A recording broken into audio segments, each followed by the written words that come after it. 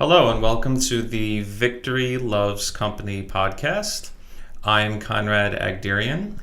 We're going to talk about how to save money on your cable bill without sacrificing or downgrading your service. And today I am joined by the very lovely Gina, my partner in crime for the past 2 years. Your wife, companion, best friends, and the cutest girl in town. Oh, well, thank you very much. You all can't see me, but I'm blushing right now. That you are, sweetheart. That you are. So we're going to talk to you today about saving some money off of your current cable package. So there's a couple different ways that you can attack it, and today Gina and I will give you a little step-by-step tutorial on how to keep your current cable package without sacrificing your service.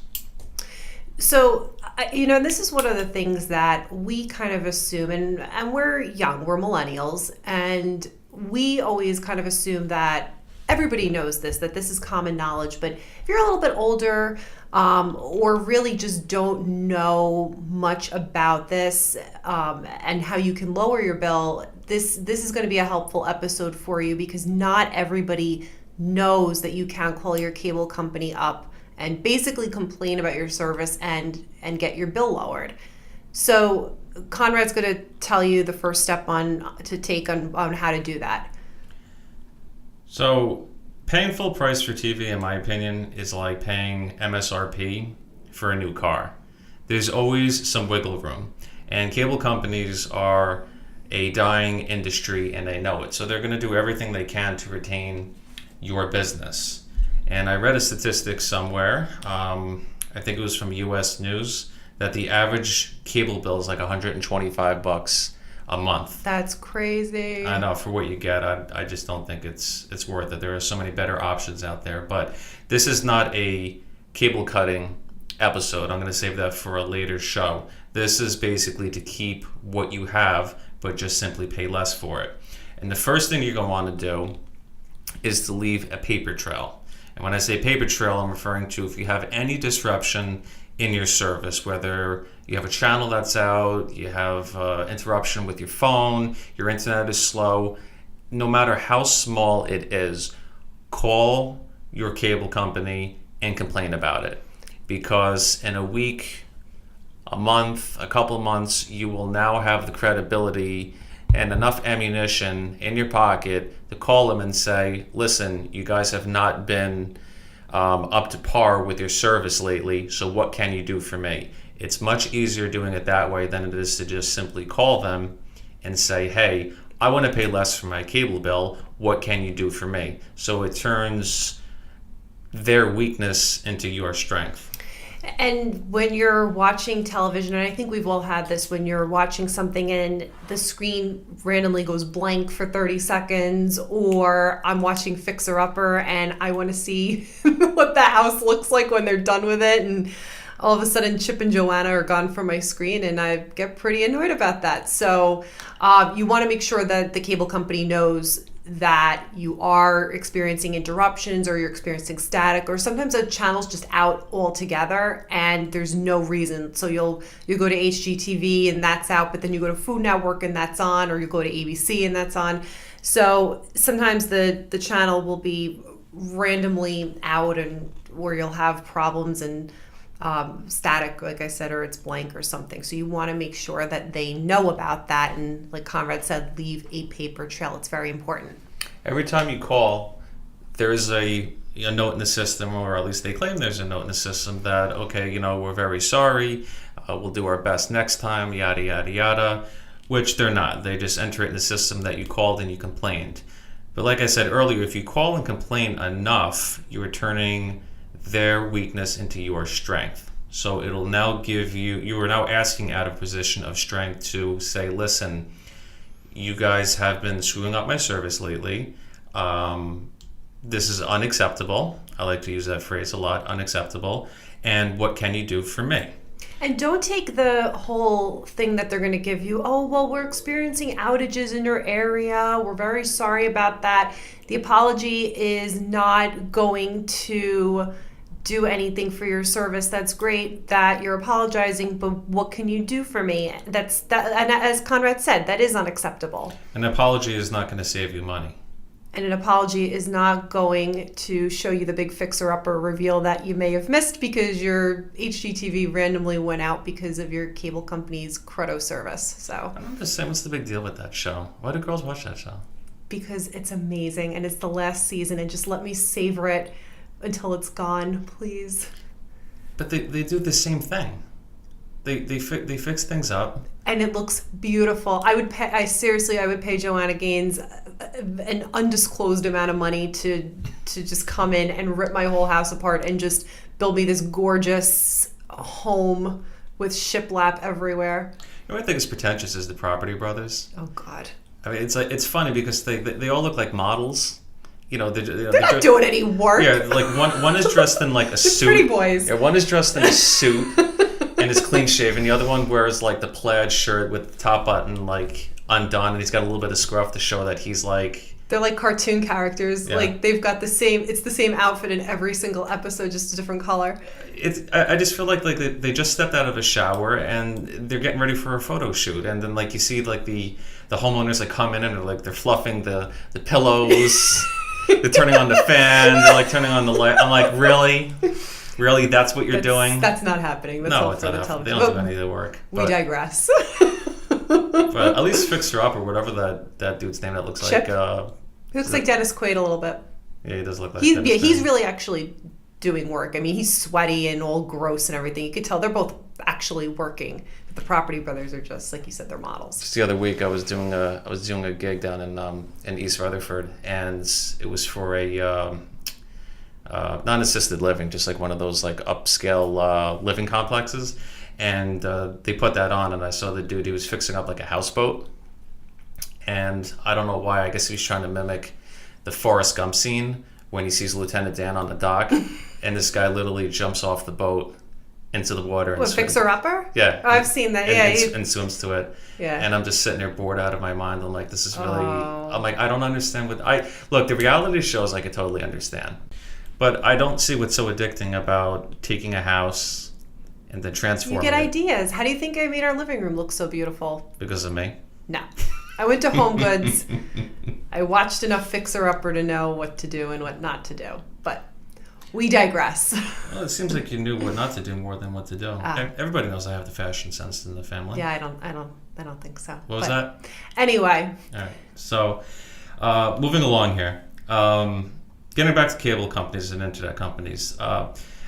These companies, they're not stupid. Like I said, they're a dying industry and they know it, so they're going to do everything they can to retain your business, which actually puts you more in control. So what I also want you to do in addition to calling and leaving a paper trail is I want you to make note of any competitors or any other companies that offer similar services in your area, because competition always makes providers more amendable when cutting deals. Now, where we live in the New York, New Jersey metro area, there are a lot of options that are available to consumers. But for folks down south or out in the Midwest or areas that are not as densely populated as the Northeast, sometimes their options might be dictated to them. Yeah, my parents actually live down the shore in New Jersey, and they only have one particular provider that's available to them, which I'm not going to name.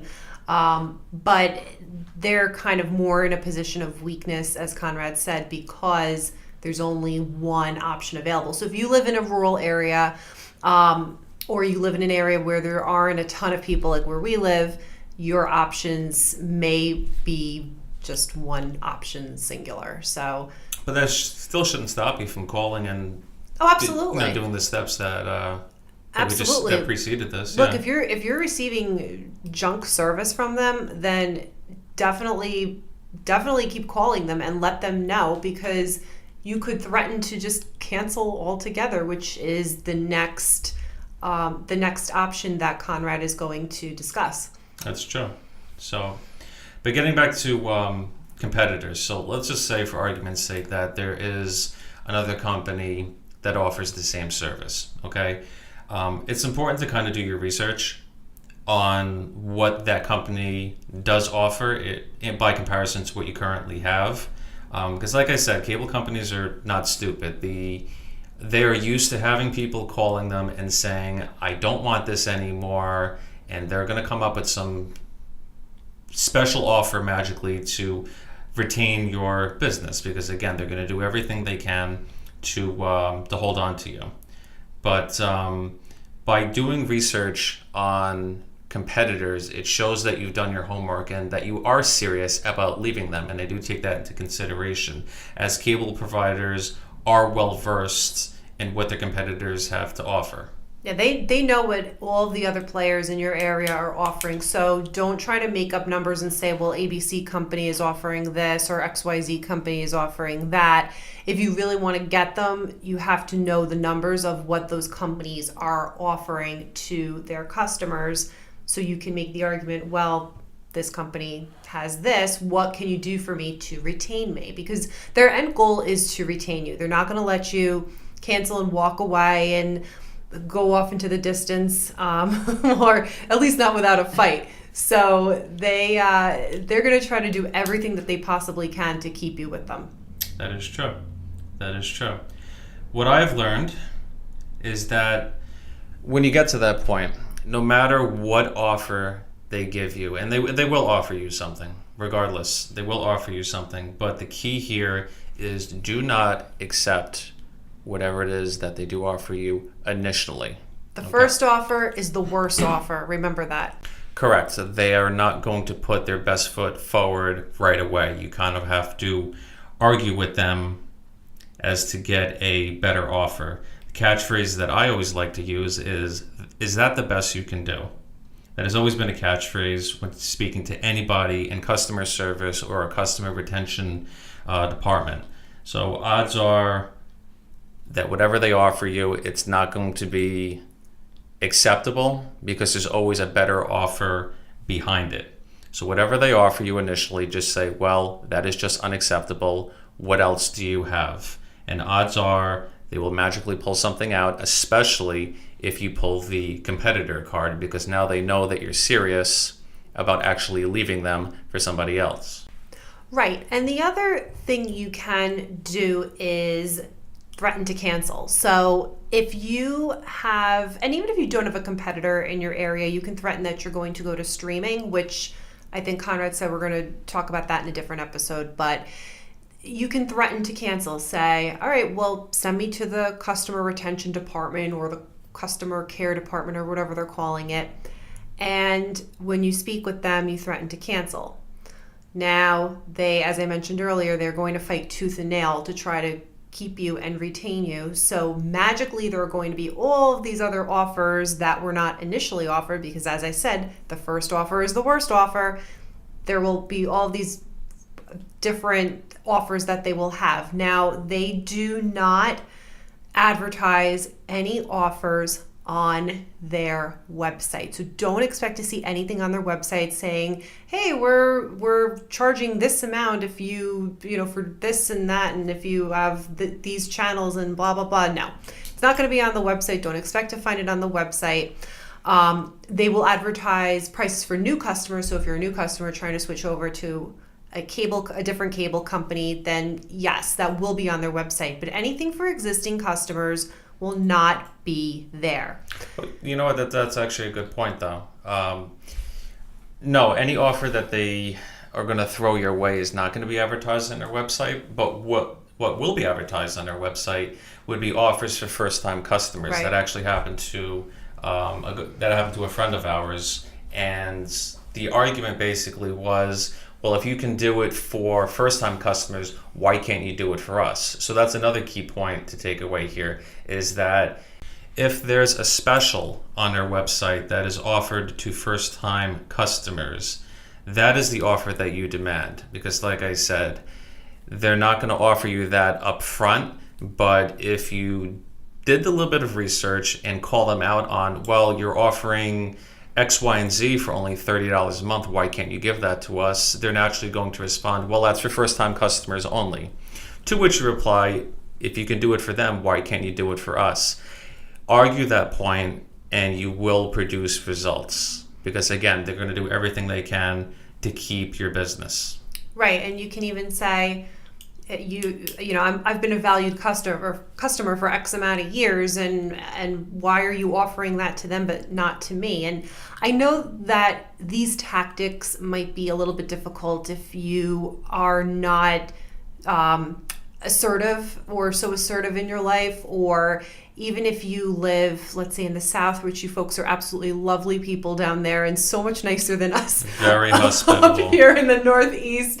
So if you live down in South Carolina, or you're down in North Carolina or Alabama, and you folks are so sweet and nice down there, just channel your inner Jersey girl. Channel your inner Gina and say, no, I deserve better. I deserve to save some money. And gosh darn it, that's what I'm going to do. So you really just need to just hold it together for a couple of minutes while you demand what you want, and not necessarily demand. You just have to be assertive and say, this is what I want. Now, sometimes these people, at least where we live, these people who work in the customer care, customer retention, whatever departments. We'll put that in quotes. In big quotes. They are not the nicest, friendliest people in the world. Sometimes they can be condescending and rude, and we've had some personal issues with them in the past. But that experience might be different depending on where you live and what area you're in. But as I said, if you are from a part of the country where you folks are super, super sweet, and I've had great experiences with folks who live in the South, in the West, in the Midwest, you're just the nicest people ever. But like I said, channel your inner Jersey girl and just get the attitude out and say, no, this is what I want. If you are happy with the second offer that they give to you, as Conrad said, take it. Sometimes they'll try to offer you more channels, like, well, we're going to offer you HBO and Stars and NFL this and whatever. And if you're not going to use any of that, just say no. The goal is to get money taken off. Say, I don't watch that. I mean, me personally, I don't watch sports really, except for the Yankees, but that's something that's on a person by person basis. So if you don't watch sports, what good is an NFL package or a sports package going to do for you? Especially if you don't watch it in the first place. Right. So what's that really going to do for you? So you can say to them, well, I don't watch sports. How is that going to help me? I don't want HBO and Stars because I have Netflix or I have some other streaming service.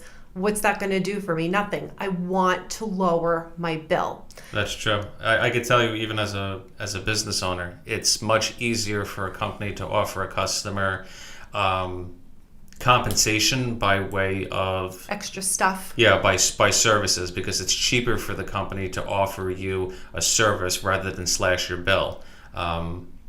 So that's a good point. But they're going to try to throw a bunch of different channels or packages at you while trying to keep your price the same. But that's not the point of the phone call. That's not the point of this episode. The point is you want to reduce your monthly expenses. And by adding HBO, Cinemax, and Stars is not going to get you there. So do not accept that.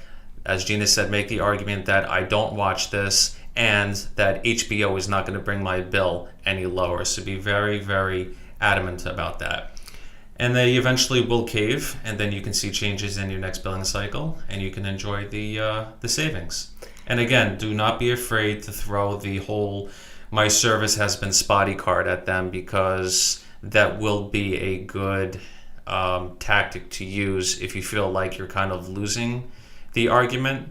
But you're dealing with people. You're dealing with people that are at work that turn this off as soon as they leave work. So they're creatures of emotion, not creatures of logic. So you're not talking to a robot. But the bottom line is, do not stop until you get what you want. And I feel that we've kind of given you some tools and some insight based off of our experience that we've used in the past, and I think we had some pretty good. We had a good run with it. No, we did. And the other thing too is, whatever they offer you, make sure you're locked into that for a year and confirm that with them. Say, how long is this offer going to be good for? Can you please lock me in for a year? Because or 2 years. Or 2 years, whatever your company is giving you. But you want to make sure that you are locked into that, because if you're not, what you'll see is your bill will be lowered in the next billing cycle, but then you'll start to see it creeping up again, a couple dollars here, a couple dollars there, and they're going to say, oh, it's because of changes in the industry and these new taxes and fees, which is a load of BS. But that's what they're going to do. So whatever they're offering to you, make sure you are locked in for a minimum of a year. If you can get 2 years from them, great. But if not, you have to ask for the year. And that's it. Don't be afraid to really get assertive with them. I can't stress that enough, because they can be very assertive on the phone to you. We've had experiences with the company that we were using for our cable when we had cable, where they were just so condescending and rude and nasty. I mean, we had a friend who canceled. Remember what happened with Rob? Yeah, he canceled. He gets on the phone and he cancels was trying to cancel his cable with the company that we were using as well. He basically used the same tactics that we kind of spelled out here earlier to try to get his bill lowered too, because he was paying. What was he paying? Huh? He was paying about like he was paying like $160 a month for crap service, and he called the second time. You remember that? Yeah. When he called the second time? And they say, put your wife on the phone, because his That's word for word. I mean, the bill, or I should say the person on the account was his wife, but at the time she was pregnant, and he was like, yeah, that's not going to happen. I mean, how rude. To quote Stephanie from Fuller House. I thought it was funny, man. I mean, I know it wasn't funny to him, and if somebody said that, I would have wanted to jump through the phone and strangle them. But no joke, he was on the phone. His wife was the account holder, but he was also an authorized user, because they had the same last name, right? And he called and he tried using these tactics like, look, I've been with you a long time. Your service sucks. Blah blah blah blah blah. So they started throwing all these different sports packages at him, and he's like, look, dude, I don't watch any of this, and this is not going to save me on my bill. How is this helping me? So the customer service rep knew that they were losing the battle with this friend of ours, and this guy flat out said, oh, all right, well, put your wife on the phone. And he was so caught off guard, there was probably about a 10-second. He said, yeah, that's not going to happen. Yeah. There was a 10 seconds of silence, and he's just like, I don't think he knew what to say. I mean, like, how rude is it to say that? Talk about sexist. No, because what they're going to try to do is, when they know they're losing the battle with you and they know there's a spouse involved or somebody else who is on the account with you, they're going to try to talk to that person, because they might be a little bit more reasonable, in quotes. But she was on the same page as him, and she was pregnant, like I said, at the time. So it's not like he was going to put her on the phone and have her arguing with this guy. You don't want a hormonal woman on the phone. We usually don't want a woman, period, on the phone with you who is not a happy camper. So it was probably better that guy talked to our friend Rob than his wife. Do you realize on how many levels that was wrong to just say that? Like, it's rude. What you're basically saying is like, yeah, we're not getting our way with you, so why don't you put the weaker of the two genders on the phone? Well, the assumed weaker person, but we've had situations where Conrad has been on the phone with that company, and he'll put me on the phone. Not that they've asked to talk to me, but gosh darn it, I'm getting on that phone. So well, that's the New Jersey in you, sweetheart. And right, and I got on the phone, and I was cursing up a storm at this guy, and it's almost like, all right, you'd probably rather talk to my husband at this point, because I was out for blood. I mean, they can be very rude. They tell you don't know what you're talking about. You're not listening to me. You don't understand the television industry or the cable industry. Well, evidently they don't either. They can, like I said, they could just be very rude. And again, this is just our experience here in the area we live in. So it could be very, very different in other areas, but they are ruthless. So they're ruthless out here. You know, I hope, we hope that those tips and tricks can help you, get your cable bill lowered and save you some money every month. And maybe that'll buy you extra Starbucks, or it's more money to put your 401k or whatever. I mean, money is money. Better in your pocket than in theirs, as Conrad always says. You know what? If I would have called and they said, "Why don't you put your wife on the phone?" I'll say, "All right, I'll do that, but you got to transfer me to a female representative." You know, you want to play that game with me? I'll throw it right back at you, man. I can't believe that they said that. I mean, it's just wrong on so many levels. Well, so, but nonetheless, we hope that these tips and tricks will help you gather enough courage and ammunition to call your cable or internet provider and use these tactics on them so you can start enjoying the savings right away, whether that's another dinner or whatever it is that you want to put it towards, maybe a motorcycle. You have to get more Starbucks or invest it in your 401k. Yeah, or that. So, but seriously, it's money saved, and if you know the right tactics to use, which now you do because we shared them with you, and hopefully you can share this with your friends too. If you have friends who have issues with their cable provider, internet provider, what have you, and share this with them, and hopefully your friends and family can save some money too. Yes, 100% agreed. And these tactics do work. I've used it with my father. Honey, I think we used it for your parents. So and my parents, I think I mentioned earlier, there's only one provider in their particular area, and they've used these tactics, obviously not with the competitors, but they were able to get some money knocked off of their bill because of complaining and calling and just really getting annoyed with them, and they knock some money off of their bill. So it can work even if there is no competition in your area. You really just have to be persistent and keep getting transferred to people until you can find somebody who can help you and take some money off of your bill. They saved a lot of money on their bill. Weren't they paying something like $190 a month? My God, and now they're know. Down to like $130. Well, they also don't have cable through that company anymore. It's just, that's still a lot of money though. Well, but this is free money though. It is free money. You know, well, not that it's free, but it's they entice you with these offers, and then once they get you in, they just slowly climb. Slowly start raising your rate, and it climbs to the point where, like, well, maybe they're not going to notice, but we noticed. Yeah, if it with you at least. Yeah.